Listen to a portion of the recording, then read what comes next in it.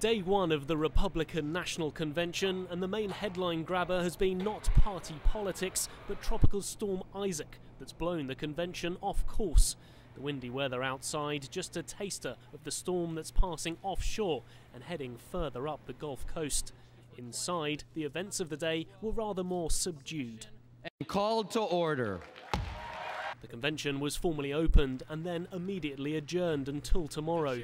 Planned speeches cancelled because of the weather, leaving delegates not really knowing what to do with themselves.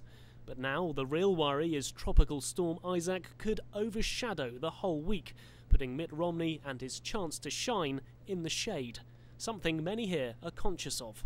It may steal some of the headlines, but again, priorities are what they are. I think people at this point know that this is when they're going to get to know former Governor Mitt Romney.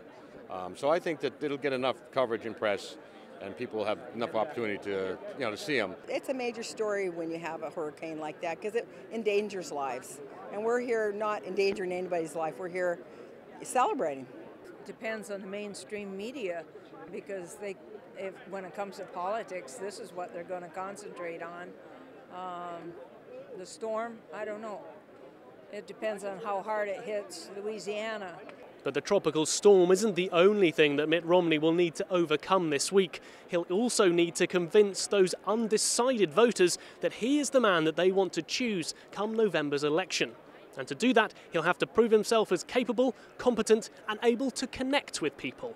Something that his critics have so far said he hasn't been able to achieve. He also has to unite the Republican Party. Up till now, the Conservative right have been rather reticent in giving Mitt Romney their full support. Choosing Paul Ryan as his running mate has helped, but Romney still needs to demonstrate his plans and policies aren't too moderate if he's to consolidate support. Utah's longest-serving Senator Orrin Hatch, an influential Conservative voice in the party, is hopeful. I think he's going to do very well. Mitt's a very sincere, honest, decent guy, and it comes through. He just has to be himself. He has to admit he's successful. Everything he's ever touched has been successful.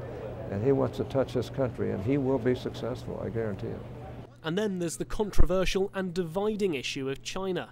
Mitt Romney, if elected, is determined to impose sanctions on them for currency manipulation, an issue that could lead to an ill-advised trade war between the US and China. You don't help yourself in international trade by being wusses. I mean, you're going to have to stand up, and when things are wrong, point them out. And if there are things wrong in our country, they should point it out, and we should change it.